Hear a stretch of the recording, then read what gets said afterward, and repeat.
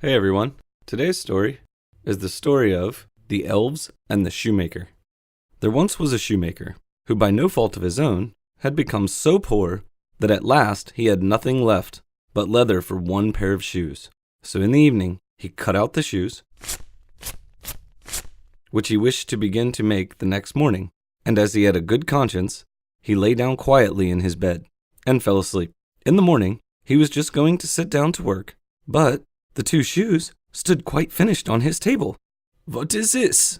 he said in awe. He took the shoes in his hands to observe them closer, and they were so neatly made that there was not one bad stitch in them, just as if they were intended as a masterpiece. "These are magnificent."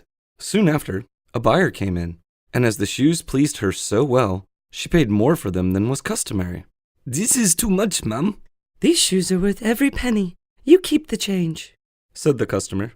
With the money, the shoemaker was able to purchase leather for 2 pairs of shoes. He cut them out at night, and the next morning was about to set out to work with fresh courage, but he had no need to do so, for when he got up, they were already made, and buyers gave him money enough to buy leather for 4 pairs of shoes. The following morning, he found the 4 pairs made, and so it went on constantly. What he cut out in the evening was finished by the morning, so that he soon had his honest independence again, and at last became a wealthy man. Now it befell that one evening, not long before Christmas, when the man had been cutting out leather, he said to his wife, before going to bed, "What would you think about staying up tonight to see who it is that lends us this helping hand?" The woman liked the idea, and lit a candle, and they hid themselves in a corner of the room, behind some clothes which were hanging up there, and watched.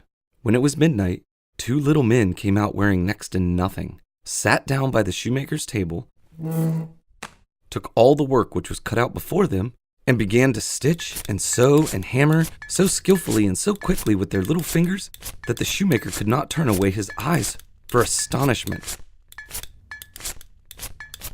They did not stop until all was done, and stood finished on the table, and they ran quickly away.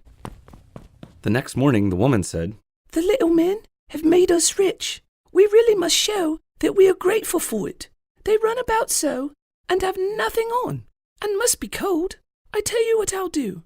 I will make them little shirts and coats and vests and trousers, and knit both of them a pair of stockings. And you should make them 2 little pairs of shoes." "I shall be very glad to do it." And one night, when everything was ready, they laid their presents all together on the table instead of the cut-out work, and then concealed themselves to see how the little men would behave.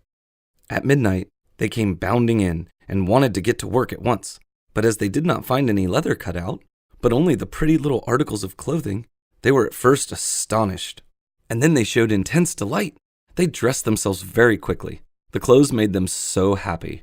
When they saw themselves fully dressed and their nice new clothes, they said, "Now we are boys so fine to see, no longer cobblers shall we be." Then they danced and skipped and leapt over chairs and benches. At last they danced out of the doors. From that time forth they came no more, but as long as the shoemaker lived, all went well with him and his wife. Thanks for listening, everyone. If you like the stories, hit the subscribe button and you'll get a notification when the next story comes out next Friday.